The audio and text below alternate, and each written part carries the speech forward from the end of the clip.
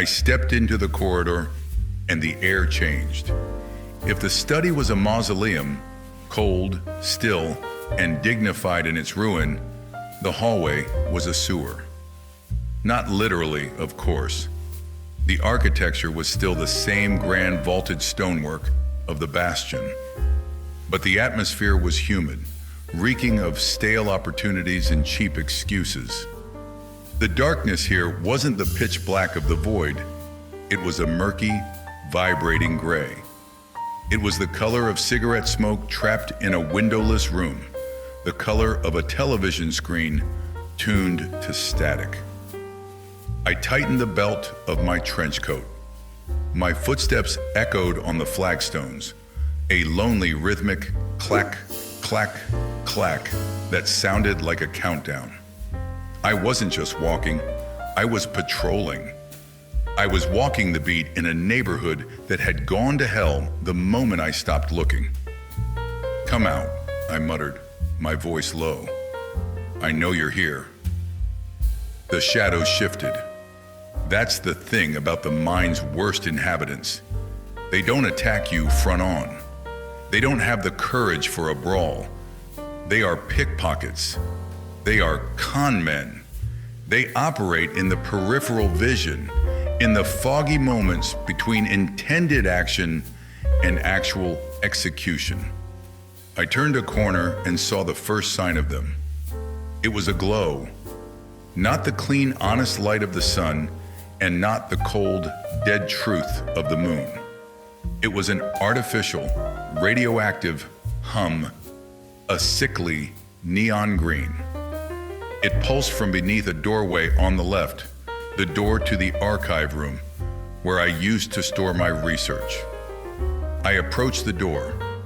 The green light spilled out onto the floor like toxic waste. It made my skin look jaundiced. It made the high contrast black and white of my world look infected.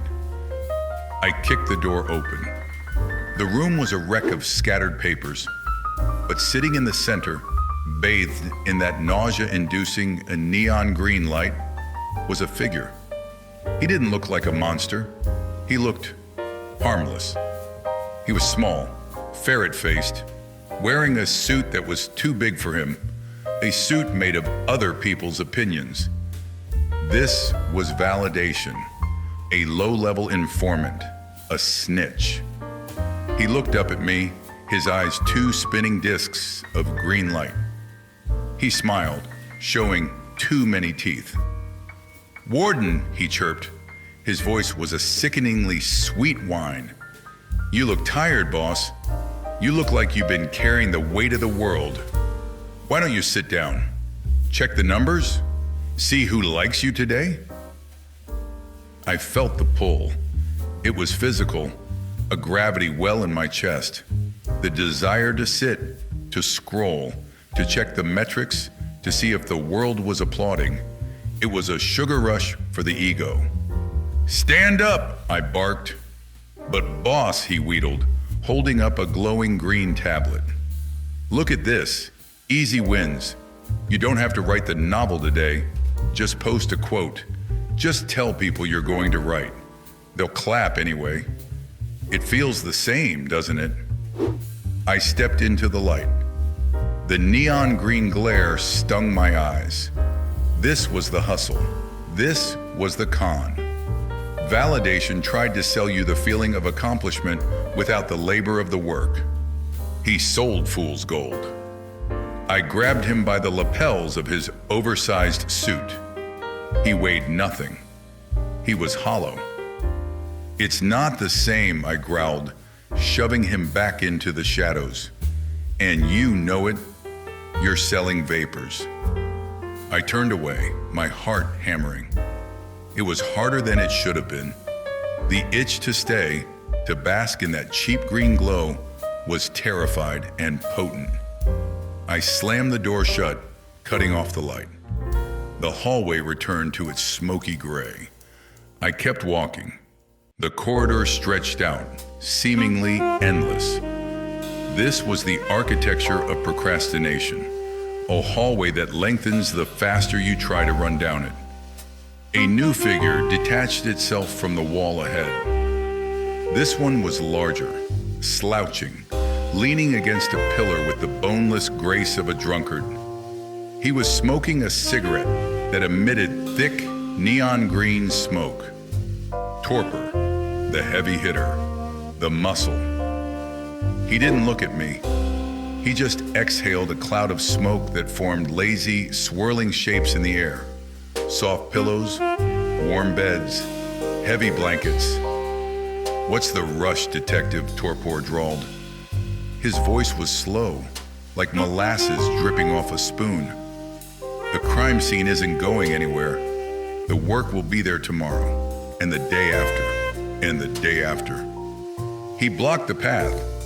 He wasn't threatening me with violence. He was threatening me with comfort. He was offering the path of least resistance. "I have a case to solve," I said, but my feet felt heavy. My eyelids felt like lead shutters. The neon green smoke drifted around my head, smelling of lavender and stagnation. "The case is unsolvable," Torpor said, taking a drag. The cherry of his cigarette burned with that sickly emerald fire. "You're broken, Warden. You're burnt out. You deserve this. Just lean back, just for a minute." It was the most dangerous lie in the world. "You deserve this." I stopped. I looked at his heavy, lidded eyes. I saw the reflection of my own exhaustion in them. He was right. I was tired.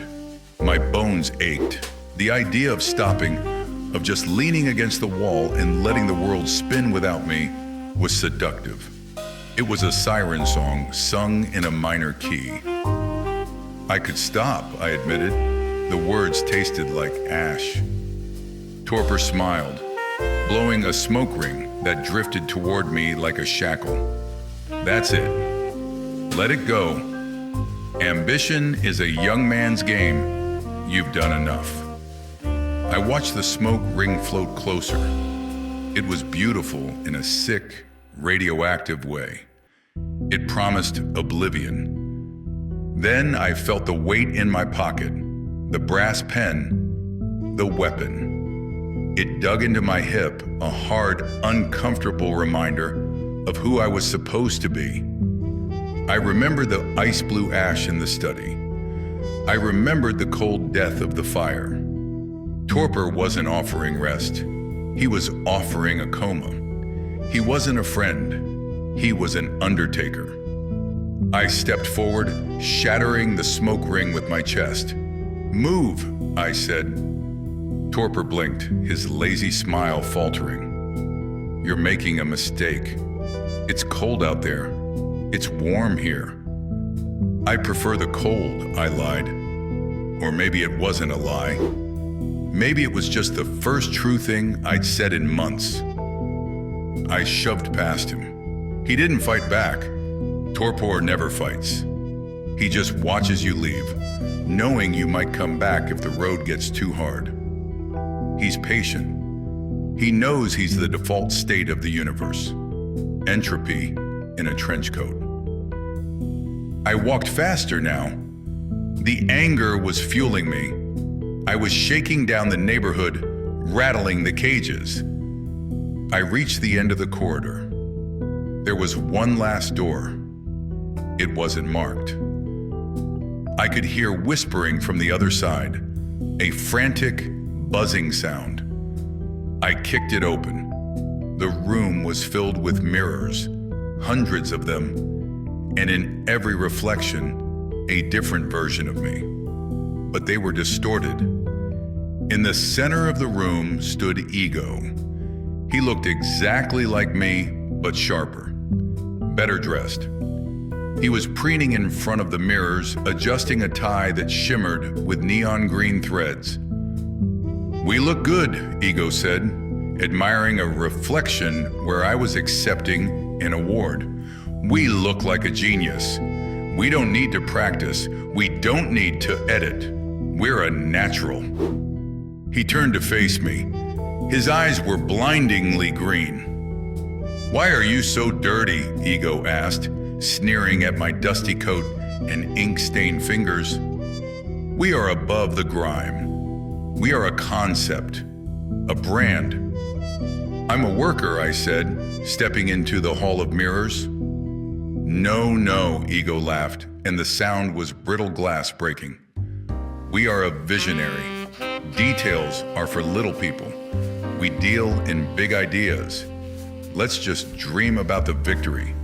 Let's not spoil it with the messy process." He was the most dangerous suspect of all. The one who told you that you were too good to work. The one who convinced you that the draft in your head was better than the clumsy words on the page. I looked at the mirrors. I saw the lies. The version of me that was famous without effort. The version of me that was loved without sacrifice. They were all glowing with that radioactive decay. "You're not real," I said. "I'm the only thing that matters," Ego screamed, his vanity cracking. "Without me, you're just a guy alone in a room." "Exactly," I said. "Just a guy in a room. That's where the work gets done." I picked up a heavy iron chair from the corner. Ego's eyes went wide. I didn't hit him. I threw the chair into the largest mirror. Crash! The glass exploded. The neon green light flickered and died, replaced by the jagged, honest black of the void behind the glass. Ego shrieked and dissolved into shadow, fleeing into the cracks of the floorboards. I stood amidst the broken glass. The neon green was fading now, the radioactive half-life of distraction burning itself out. The hallway was returning to silence. I was alone again. My breathing was ragged. My knuckles were white. I had cleared the floor. I had interrogated the snitches, pushed past the muscle, and shattered the vanity. But I hadn't found the solution yet. I had only cleared the path. The corridor stretched onward, leading deeper into the bastion, towards the Great Hall. I knew who was waiting for me there. The green glow of distraction was annoying, but what came next was lethal. The next room didn't smell of toxic smoke. It smelled of perfume and old memories. "Two down," I whispered, stepping over the broken glass. I reloaded my pen.